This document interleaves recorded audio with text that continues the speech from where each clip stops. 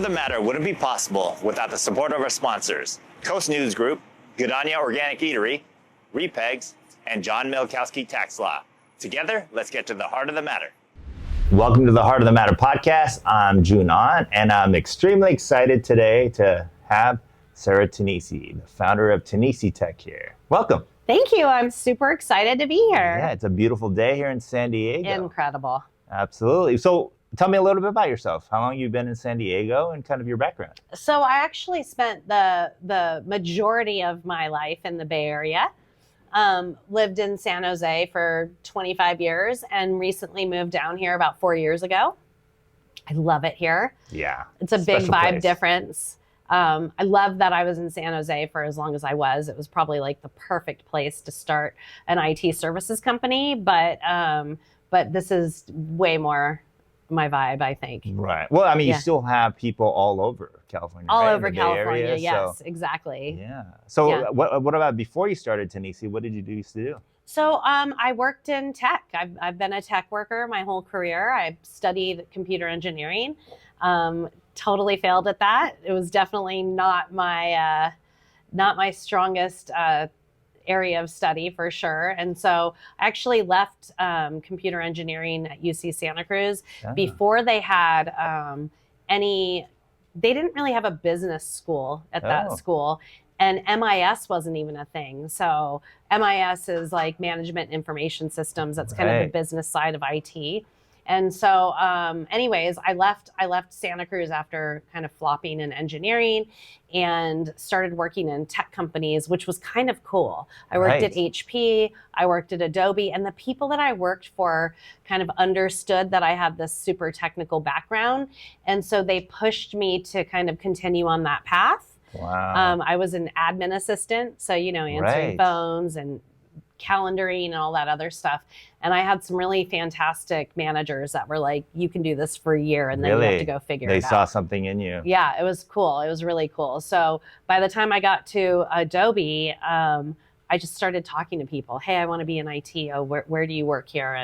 And so anyways, I got my start just by kind of networking. Wow. At work. Yeah. Had you always kind of grown up being that social butterfly? Yes. And kind of getting out there? Really? Definitely. I mean, that was the funny thing is when I was young, right? So probably 18, 19 years old, talking to my English professors, my literature professors, and I said, okay, I'm going to major in computer engineering. They were like, no, you're not. Right. They were like, that's so not you. And at the time I thought, what do you mean it's not me? Yeah. They were right. I'm definitely more social than a programmer typically is. And when that's the thing, you kind of, when we first started speaking and we met for coffee, you kind of put computer engineers in a certain box, and you definitely aren't that. You're this social butterfly. Yes. You're a visionary. That's amazing. Were your parents kind of had the same type of personality? I would say so. So my parents are both district attorneys in the county of Marin, assistant district attorneys. So definitely our household was always one where we were like talking and arguing and having a great time. And so nobody can win an argument with you. I mean, it's pretty tough. Like right. It's pretty tough. I should have, or I could have been an attorney as well. I do like to debate and argue. I like to be right. Right. Yeah. And then what about, I mean, I always give you props for this, but being a female in kind of a male-dominated industry, what was that like kind of going into it? It's tough. And I mean, it's really changed, I would say, over the last couple of decades, right? I think being a woman in a male-dominated field, it used to be like, be one of the guys. Yeah. And I mean, it really was. And I don't think you have to do that anymore. I think that people are finally recognizing that women bring something else to the table. And so, I've kind of done it all from that perspective. Right. Like I've gone to strip clubs with teams that I've worked with. And so like all that's over now. Right. I mean, I still think I should drink whiskey and golf. Yeah, absolutely. To do that with the guys, but it's well, it's that balance. And, I've mentioned the group before, and that's the kind of that balance. We have about 74% of our demographic is female because it is a safe place, secure place that you can feel supported. But the thing is that the men can learn from the women can learn from the men. There's nothing. 100%. Yeah. And I mean, they figured that out, right? Like boards that have 50% women, an equal number of representation. And I mean, I think we all understand it's not even just women. Right. Right? Representation certainly matters. Right. But companies that have that diverse board or diverse workforce or whatever, they are more successful. Right. Like the research is done. Right. So early on, when you got into kind of the tech industry, Yeah. did you see a lot less of that and you started to see it progress, or did you kind of implement it? Or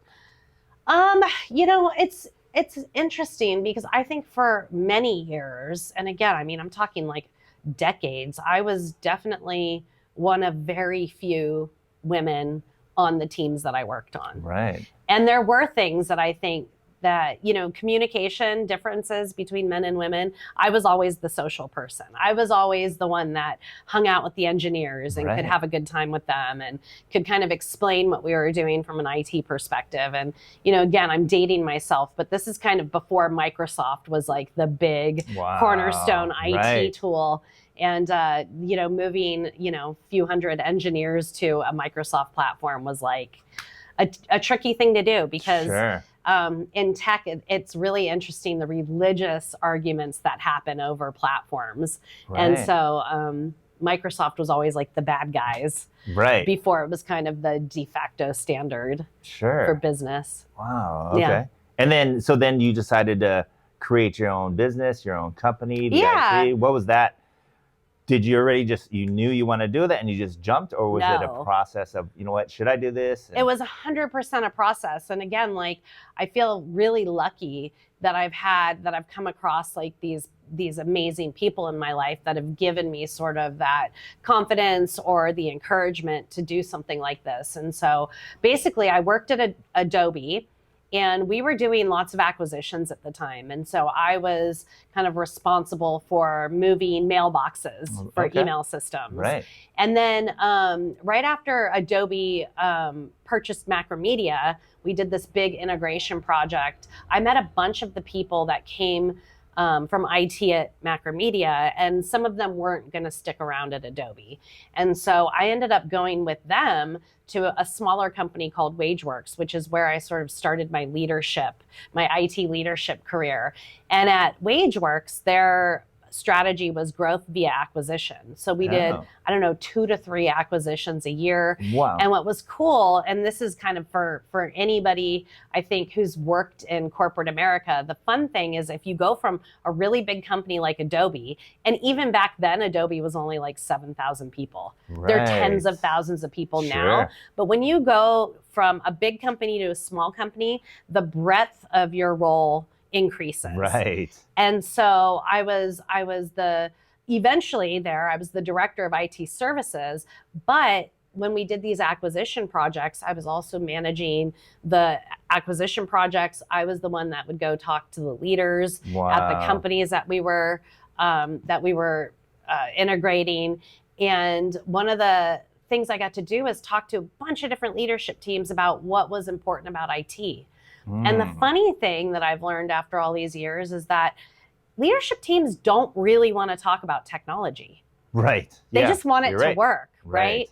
So what became really clear to me during this time that I was working on these projects is that IT is really about 3 things. It's about service, it's about security, and it's about productivity. And so it was kind of at that time that I started thinking, maybe I could do this as a company. Oh. Yeah. Right. So we're coming up on 13 years, and that's essentially what I did. I started TenisiTech, and with the aim of bringing that security, service, and productivity to smaller companies. And as they say, the rest is history. Yeah, absolutely. And what we try to do too is we try to inspire people, and I think it's inspiring that you made the leap and you did it. Did you had talked about having mentors in the past. When you decided to make this move, did you ask a lot of questions? Yeah. I mean, it's interesting because sometimes I feel like you have mentors and you don't even necessarily recognize that they're mentors at the time. Right. But I had a really good friend at Adobe, and again, a woman in IT, it was kind of a thing back then. Sure. All right, we've done a great job of branding the group and Heart of the Matter. We've grown to close to 600 people. Now, how do we market this? How do we get out there? Do we do SEO? How do we get the news out there? Coast News Group.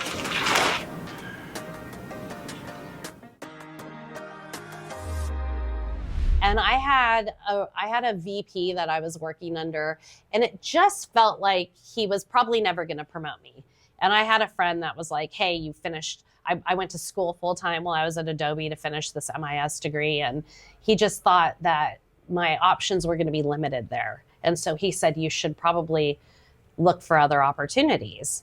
And we had coffee almost every day. This is still a really dear friend of mine. And so anyways, he was one of the guys that was like, hey, maybe this isn't going to be a long-term thing for you. And then when I went to WageWorks, I had a fantastic mentor. And it's funny because I asked him to be on my podcast recently, and he's like, I'm not doing it. I'm not going to be, used as a marketing tool. And so anyways, I said, well, it was more about what makes you such a good mentor. And he just said, I can't even answer that. It's just who I am. And so he was the first person that said to me, hey, Sarah, you're at a smaller company. This is a safe place to learn. And I really give that advice to people when we hire them as well. Like, I want you to feel safe to learn here. And so he was really kind of one of my key mentors. But the other person was, at the time that I left WageWorks, I had been commuting probably, 45 minutes to an hour each way, if not an hour and 15 minutes. And commuting in the Bay Area is a nightmare. Sure. And so I was looking at trying to get closer to San Jose. Plus, I lived in San Jose. So there's plenty of tech in San Jose. And so I was looking at jobs at eBay, which was right down the street from my house. And one of my mentors, I had been moonlighting for and doing some digital, he had a digital marketing company. And so I was doing some project management for him. And he said, what's going to be different about this job at eBay? And I said, I don't know, it's gonna be like the same job. And he was like, you need to start your own company. Oh, wow. And that's when it kind of started. I had multiple people say, maybe you should be a consultant. And then I met this woman, and I'll just give her a shout out, Christy Royce. And I met her at the gym. You see the same people when you're working out at 5 a.m. because you're trying to beat traffic. And she said, hey, I know a lot of CEOs in the Bay Area. Let me see your resume. And she basically came back to me and said, you should be a consultant. So I started getting kind of the same feedback from different people who didn't know each other. And I said, no, it's risky. I always thought it was risky. And she said, well, I've got a client for you.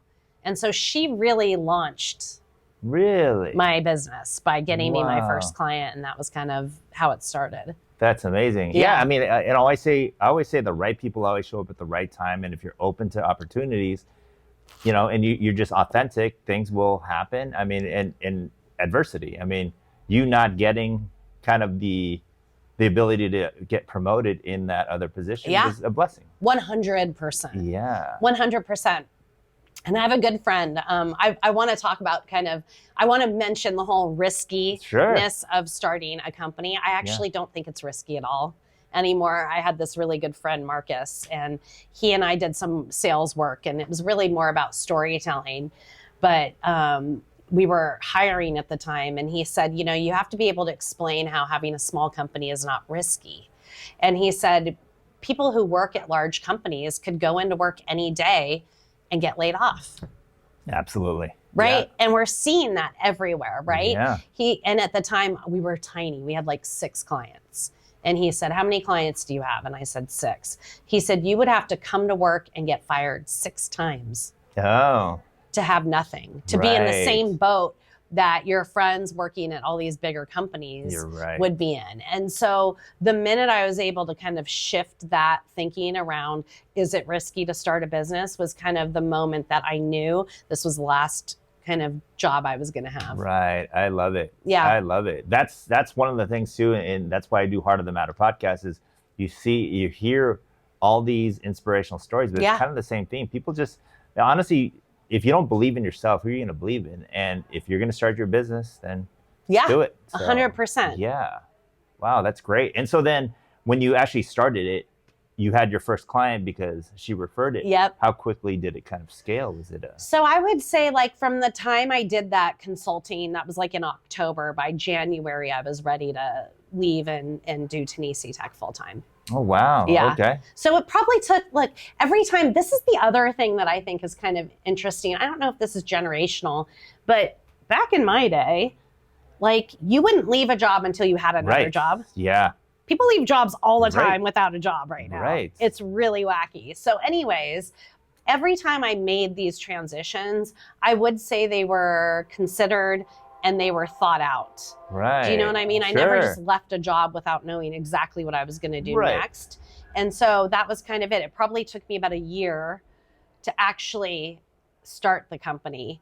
Right. But I thought about it. I set up the LLC. I did some consulting in the meantime, and then I made the jump. So, so I think you could do anything you want, but I do think it requires some planning. Sure, absolutely. Well, and I think that goes with your personality as well, because you've got the personality, but then you are very technical as well. So you kind of balance it out with, yes, you'll take a chance, but it's going to be calculated. Out. Yeah, it's going to be calculated for sure. All right. So then. Yeah, as you continue to grow it, and you know what I've noticed too about TenisiTech is kind of the culture, and you really the process, the services, everything. It really does stand out. I mean, how did you know from the beginning? Is that just your personality, or how did you know how to kind of stand out? I love talking about culture because this was one of those things. Again, you work at a larger company. And they talk about culture. Right. They talk about core values. They send everybody little placards to put up on their cubes or in their offices. But I never saw those core values reflected in my day-to-day work. Right. Right. So I've really worked at 3 large tech companies, and I just didn't see it at the highest levels or even probably in my direct managers. Sure. So I thought that culture was just something that people talked about. I didn't think it was a set of values that you lived by, right? And so it probably, so we've been around about 13 years now, and it was probably, I don't know, 6 or 7 years in where I was implementing this new kind of people who have small businesses have maybe heard of Traction and EOS, and I was implementing EOS, and the first thing they do is start with culture and core values. And I have to tell you that makes a huge difference when you're building a company. If you can settle on a set of values that you interview against, you hire for, you coach with, it makes a huge difference. Now, I did know at the onset of starting TenisiTech that I wanted to be a place that people wanted to come to work. I wanted this to be a company that people felt valued at and that people wanted to show up for. Right. And so that, I think, was inherent. I wanted to be a good place to work, but the actual core values stuff, I think, really helped as well. Wow. Yeah, that's great. And it's really rare because you're right. I've dealt with a lot of different Fortune 500 companies, and they do have the culture in their HR program, but do they actually pass it on? Does the management believe it? Do they actually live it? And and as I said, what I've seen is your impression, your fingerprint is all over TenisiTech. That's great. And I love it. And I mean, happy employees, happy people within the company. They're gonna treat your clients. That's right. With that same type of care. That's right. And we also do this thing too, you know, like, again, talking about culture is always really fun to me because it doesn't have to be a hard thing to do. But one of the things that we do is we collect feedback all the time from our clients. And so, hey, can you believe we have 336 members now of the group? I know. That's Crazy growing how so much. fast that was actually in a Let's year. celebrate. Okay, you're always wanting, look at that. Look how quick he is to celebrate. Well, we have to celebrate. What are you looking for though? That corkscrew. Tune. Los Cuernos. No corkscrew needed. What do you want? You want a rosé? Red. Another red. But you want Chardonnay, I'm sure. Chardonnay, just Pop that open.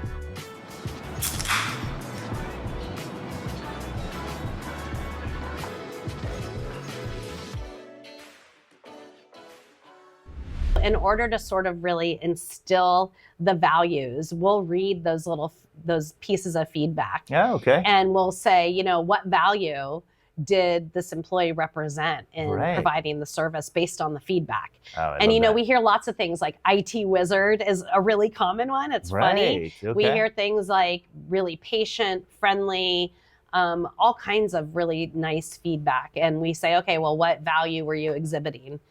And so that's kind of a fun way to sort of build it in. Absolutely. And then thing too is, and I see is it gives you the ability, when you empower your people, it gives you the ability to kind of do what you do and be the visionary that you are. 100%. Otherwise, you're kind of having to micromanage, and Yes. it becomes this whole process. That is not the culture. Right. In fact, everybody's been micromanaged before. Right. Sure. How long do you stay at those jobs? Yeah.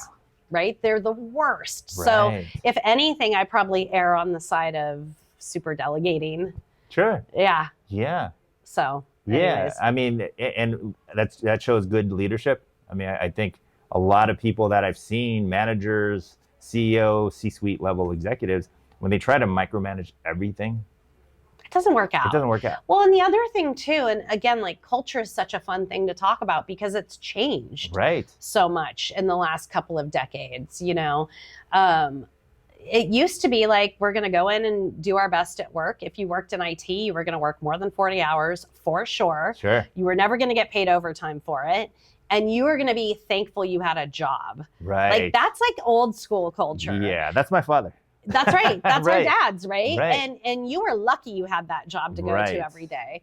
And you didn't complain and you didn't, you just did what they asked you to do. Right. I think today, people are learning about more balance in their lives, right? And I think a huge difference is people want to feel heard Sure. and they want to feel like they're impacting the company in a positive way. Right. So there is like a different sort of dynamic where Sure. people want to feel like they're contributing Right.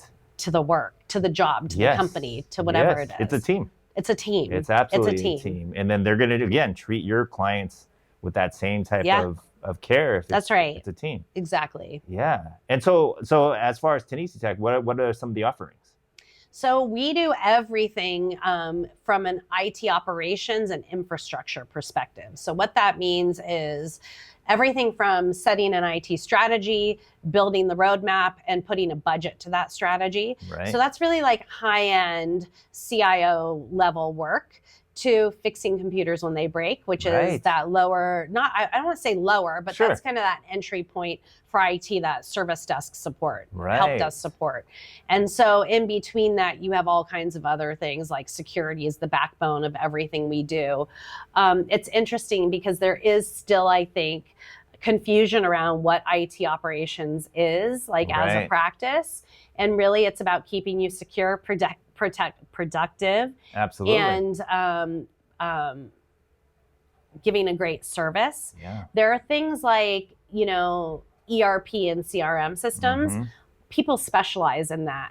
Or, marketing technology. People specialize in that. Right. So we're not really doing DevOps. We're not Sure. doing, ERP implementations. We're not doing marketing technology. Sure. A lot of people think that if it plugs in, it's IT. Right. And so that's not quite it. But Right, exactly. Well, even to the onboarding and offboarding of employees. I mean, if a company is growing and they're so worried about, well, I got to get them this computer, get them this software, it's taking time away from them growing. So. do you want to hear what's so funny that you brought the onboarding and offboarding up? That is like the number one challenge Right. that we hear from companies. Right. Oh, I see it. Our Absolutely. onboarding's broken. It takes somebody 4 days to get up and running. Right. Exactly. Right? And for a company that's hiring people, that's not exactly what you want to demonstrate to new employees. Right. That's Right? true. You want to have a computer ready to go. You want to have an onboarding Right. document. You want to have potentially an orientation that somebody Right. walks you through. And so it's so funny because it just seems basic. Yeah. But onboarding is one of those kind of critical things that we Sure. do. And then on the flip side of it, deactivating accounts when somebody leaves. Oh, sure. So that's all security related. Right. And so you got to keep all that clean because, There I could be think proprietary information. You need to shut off the access to the emails. exactly and- all yeah. that stuff. And that's kind of where a lot of, I would say, hacks or, bad actors look for accounts that aren't in use, Right. whether they're service accounts or former employee Oh, that accounts makes or sense. whatever. Oh, that Yeah. absolutely makes sense. Yeah. Well, and if you have a company and one of the employees leaves for a competitor, you really do. You have proprietary information that you can't. Gotta go. Yeah, it's right away. It's right away. Wow. Yeah. Yeah, no, that's great. And I like the fact that your Tenisi is very focused on that and that process, because I have seen it in my career where it's difficult onboarding, but cybersecurity. And in the era that we're in now, where Crazy. technology is so important to everyone's business, keeping it organized and growing. So well, and I think that is part of what I think our job is as well, is there's an education component. Because if you are secure at home, right, you will be secure at work. True. And so a lot of times what happens is somebody will get phished on a personal account, i.e., confirm your credentials. Right. And those credentials are the same that they're using at work. Oh, sure. So now all of a sudden people are like tying together, okay, well, June works at this company and now I have his password. I'm going to try to log into the company with that password. Yeah. Now I'm VPNing in and it's all sort of working. Right. Because the reality is that security isn't that complex. Right. It's just nobody's doing it. No, you're right. You mean, so you're saying that your password being 1, 2, 3, 4, 5 isn't a good thing Probably for not. everything? Probably not. Welcome exclamation mark there with you the 3 go. at the end. Exactly. Yeah, not it. Definitely not it. And like I said, it's, and I've seen it over my career. It's like you're a visionary. And if you're running a business and you're trying to hit certain goals and trying to scale, the last thing you really want to worry about is your technology, onboarding. That's right. Nobody stuff. wants to worry about Nobody technology. does. Exactly. I had this executive team that I was pitching to probably 5 years ago, and we won the contract, which is fantastic. Okay. They're still a client. That's amazing. And the CEO said to me, she said, the reason why we chose you is that you talked about outcomes, you talked about strategy, and you didn't come into the room and try to fix our network problems. Oh, right. And that was such a good nugget of advice. Right. Like, again, executives do not want to talk about the technology. Sure. They just want it to work. Right, exactly. Yeah, and I think too, it's one of those industries where you could be in another industry and people question, maybe I don't need it. But you do. Everyone needs. Everybody IT needs support this. and Yeah. help desk, and I've been on phone calls for hours trying to get help. And Oh my it just gosh. goes on and on and on. And That's going to get worse with AI. yeah, People true. are really excited about agentic Right. AI and replacing their service desks with Right. with an AI agent. And I don't know if you've had an opportunity to talk to them. They Sure. actually are not bad to talk to. Sure. Yeah. It works, but I don't think the follow through on service works. Right. And so I think that's going to get really interesting in this space because it's definitely a money saver. Sure. But I don't feel like any of our clients want to talk to computers. No. I don't think any of us do. Like, you call somebody and it's like, tell me what you're calling for. And you're like, Right. agent, customer service, Right. customer service. And you just start pounding on the 0 or the 9 or right. whatever. You're like, Exactly. get me out of this loop. Yeah, it's that personal touch. And You got to have people. I definitely see AI being a major component of our world and the Yeah, future as it is now. 100%. But where? there's nothing like a personal touch. That's right. Yeah, hitting 0, 0, 0 or saying operator and them not understanding you. Yeah, The loop of hell. It keeps going. Yeah. So having said that, where do you see AI technology going as far as kind of the services? What I love about Tenisi is that you're not outsourcing your help desk, sales support, or your None of support. that. It's Yeah. all local. It's all local. Yeah. So that was something, again, that at least when we were first starting, people were really interested. Like, where is your support? Right. And probably at that time, it was maybe like 10 years after I left Adobe, but I was at Adobe when kind of outsourcing to India became the thing. Right. Okay. And so it was kind of an interesting time to be there. And, a lot of people were super nervous that they were going to lose their jobs. Right. And so I think that there's definitely a place for offshoring Sure. things. But I think when you're a service company like TenisiTech, Right. that's not going to be where we use AI. Right. It's absolutely not going to be offshoring or using agentic AI. It's going to Right. be things that are probably more behind the scenes. Sure. And we use a ton of AI tools. We use one called Gong, which is connected to, our meeting platforms. And it'll trigger a notification if somebody sounds upset. Okay. Which is super helpful because Right. we're not going to listen to every phone call. Sure. We're not even interested in doing that. But if there's a Sure. problem, we want to know. Right. So I keep getting asked this, like, how are companies going to take advantage of AI? How good was that episode? So good. Let's celebrate. Where do you want to go? JoJo's Creamery. Ooh, my favorite. Look at all the flavors. They even have vegan. Ooh, awesome. Hi, welcome in, you guys. Hi, thank you. How are you? Good. Is there anything I can get started for you? My go-to is peanut butter cup and coconut almonds. So I'm going to do coconut mounds in a cup, please. All right, that'll be $15.85. All right. Wait, my wallet. June, you can use repegs. Oh, that's right. And you guys get 2 free cookies with those. Awesome. Thank you. Thank you. Repegs is so easy to use. Thanks a lot.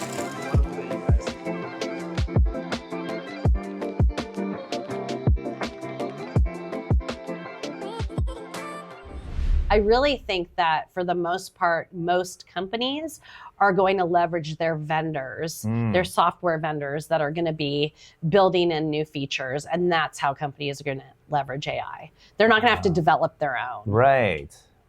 Wow. And so, and that's another thing about Tenisi, the help desk. I mean, Yeah. I see conversations with every employee on how they're doing and seeing if they're happy and seeing how they interact with people. Yeah. That obviously comes from the top down. I mean, is that to. something that can you scale that? I mean, what's kind of the future goal? Do you want it to be a 1,000 person operation? I do. I Yeah? want it to be way bigger Oh, than it right. is today. Yeah. But I definitely don't want to lose that this is a good place to go to work Sure. Yeah. element. And so for me, it's like, it's less about where do we cut corners and how do we save money? And it's more about having that place that people want to come to work. Love it. Because people know, I mean, we have clients that have 30% turnover. So think about what that means. That means every 3 years, they have a whole new workforce. And I can't remember which company did. I want to say Apple did a bunch of research on turnover. It's something like 160% of someone's salary is what you pay to onboard Right. someone new. Yeah. Right, with training and all of that. That's and true. so for me, it's like, how do we keep the talent we have? Right. And a lot of that is like about keeping people happy, but it's also not about pizza. It's not Sure. about ping pong at work. Right. What I think it's about is balance, Right. giving people the ability to go to their kids' field trips Wow. or doctor's appointments or I mean, you name it. It's not Wow. about the perks at work. Right. And we've always been 100% remote, so we wouldn't be able to do, Sure. those Yeah. things kind of easily anyways. And so I think it really is about kind of giving people a place that they can come and also be done with at the end of the day. Right. Well, then they end up taking ownership, which is That's great. right. That's what you want. Yeah, absolute ownership, and they have pride in the company and Yeah. what they do. So again, I appreciate what you do. It's you have a really good team. I've spoken obviously to That's awesome. a lot of individuals within the company, and it reflects your personality. It's so the goal is to continue to grow it. It is 100%. Amazing. Okay. Yeah. Good. So then you also have a podcast as well. Tell us Yes. a little bit about the podcast. How did that come So around? the podcast is called Tech Me Seriously. Okay. My friend Marcus, who was the guy that said having your own company is not risky, it was kind of his idea, his brainchild. He said, "Hey, you should start talking to people because you're fun to talk to." Right. Essentially. Yeah. And so I really focus on leaders in business and technology, Okay. and try to kind of see what makes them tick. I talk about, whatever they're passionate about is the topic of the conversation. And so we kind of dive into what the topic is, what makes them the expert in the space. Right. And then we really try to give people like the element of how do you now go and implement this great culture, or how do you use this technology or whatever. So the last part of the podcast is always about like the audience. Oh, that's great. Yeah. Okay. It's fun though, right? I mean, I love doing the Heart of the Matter podcast. It's so fun. You get to know them on a personal yeah, level. all I want to do is talk to people all day. Yeah, absolutely. I do not get sick of this at all. Yeah, it's fun. Yeah. And like I said, anytime I can make our videographer smile, we know we're Exactly. doing a good Renee's job. cracking up over there. We're doing it. We're doing it. Exactly. Yeah. So then, how often do you film the podcast? So we're not. We try to do one every other week. Right. So twice a month. We're not as fancy as you are. We're not in a No, studio. yeah. We're just on a platform. But I mean, it's fun. Right. It's pretty incredible to hear stories of people that have started companies Right. or have sort of landed on the best way or a great way to communicate at work. Or, I mean, I've been so fortunate to talk to some really smart people. Right. And I would say that part of what I love about it is I usually walk away Yes. with something that I think makes me a better leader. Exactly. And makes me sort of, think about how I could be better. Oh, absolutely. And so that's where I think I'm winning the whole time. Yeah. Well, yeah, because we can kind of get stuck in kind of our box, and having a different perspective, it gives you ideas like, Yeah. oh, okay, they did it a certain way, and it's inspiring, and there's a little piece of you that could inspire them, but it's that energy 100%. exchange. So 100%. yeah, I love that. And so then, what's kind of the goal with the podcast? Continue to just do. How many do you? A couple a month? Yeah, a couple a month. It's fun because there's always something Sure. to talk about. Right. And I would say for me, it's almost harder to stay on topic because I could have a conversation with anyone about anything. Right. And so I'm always like, okay, we got to tie this back to business and technology and Sure. whatever to kind of stay true to the conversations, I think. Yes. But I definitely, for as many amazing people there are, I don't think I've even scratched the surface. Right. So, yeah. yeah. And people love being on podcasts. I mean, if you ask, It's I don't so think, fun. Right. Yeah. I mean, It's people no ask me- pressure when you're the guest. Right. Exactly. Right? I was giving you a hard time when I first walked in because Yeah. we didn't do much prep, and Right. I was like, "Well, that's up to you, anyways." Right. There you go. Yeah, I love it. Exactly. It's Yeah. it's way more fun to be on this side of it, I think. Well, and again, like you said, it's a growth opportunity for me. But I'm honored to have you here, and it's I've learned a lot, and going to continue. I would love to do kind of a follow-up podcast and Anytime. see how much Tenisi has grown. So I Yeah. just love that philosophy of that balance. And what about the community? So how long you been in Carlsbad? Yeah, I've been in Carlsbad for 4 years. It's kind of interesting because the community stuff for us is somewhat directed by our clients. Oh. Probably 80% of our clients are nonprofit. Okay. And so, I think everyone in their career goes through this time of, am I doing enough for the community? Am Right. I making a difference in the world? And what's so amazing about having all these nonprofit clients is that by helping them, you're helping them serve their communities. Right. And so we get really involved with our nonprofit clients, and we're supporters of, I would say, all of them, whether that's through donation or volunteering or whatever. But that's kind of where I feel like we have a lot of community impact is Right. helping the organizations that we serve, serve their clients. That's amazing. Yeah. Yeah. Well, especially, I mean, right now there's a lot of chaos going throughout the world, but the Oh only my thing you could gosh. really help is the That's community right. around you. So That's right. yeah. So we're always looking for ways to get involved. That's great. Well, and Kids for Peace, it's near and dear to my heart. Love Kids for Peace. I love that. I know, was it's on the so board of funny we directors. bumped into each other, Right. and I had become a member and didn't even realize that you were on the board, Right. which is so fun. Yeah. But yeah, I love this organization, and I mean, you meet these incredible people Right. that know that they could do it. Right. Right. That heart first. I mean, it's Heart first. again I think the old days it was just business, but there's a way to do it. I feel like it's know? way different these Yeah, days. right. I mean, Yeah. you can be heart first, and so you still have to be. Again, you still have to plan. You still have to have You the still business have to be side, business oriented, but there's that balance. I There's mean, and balance. it's so much more fulfilling. I mean, I'm sure you know as well. There's business people and executives out there that they're all work, and it's kind of empty for them. They're constantly. I mean, searching have for you something. worked for those people? Right. This is why I started TenisiTech. Yeah. Because I worked for enough of those people that I was done with it. Yeah, I love it. I felt it from day one. I mean, we've known each other for a couple of years now. Yeah. So, yeah, I Yeah. appreciate it. And that's one of the things, too, that I did want to kind of announce today.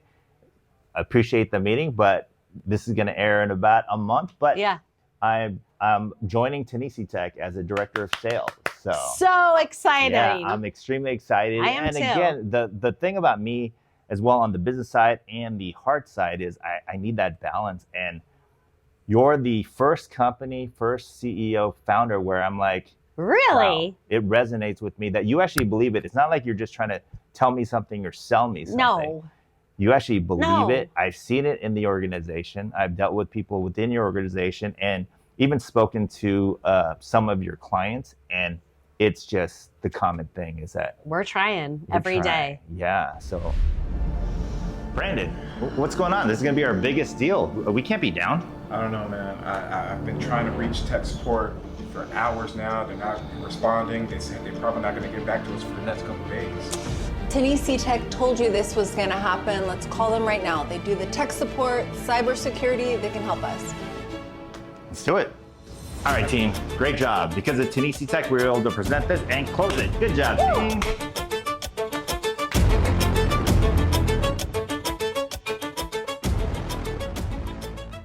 I'm excited I'm to so be a part of excited. TenisiTech. This is going to be fun. Hopefully, I have a huge hand in the growth I hope so. of TenisiTech. And That's the goal. yeah, absolutely. And I truly believe in you. I believe in what you stand for and what the company Aw, stands for. Thanks, So, June. yeah. I'm excited. And I will say, you're great at keeping in touch, right? Because we have known each other a couple of years, Right. but it's just been recently that I'm like, we got to call June. I love it. We got to see if we can get June The on board. Flow drip campaign. That's what Slow drip. I know. You got to do, we got to have you do a sales episode on Tech Me Seriously. There you go. Yeah, you're great at it. Yeah. Well, Yeah. and it goes back to it's real. It's genuine. real. I really do Exactly. care. I care about people. I care about everyone. I do There's too. always something that you can, without trying to get something, just stay connected. I do these coffees with business owners all over, San Diego, and everybody has a story, and I love their story. Me too. I love doing the podcast. Me And, too. you know, The thing is, and I think that collectively, I do think this is probably the result of COVID to Right. some extent, but I think people really understand that life is short.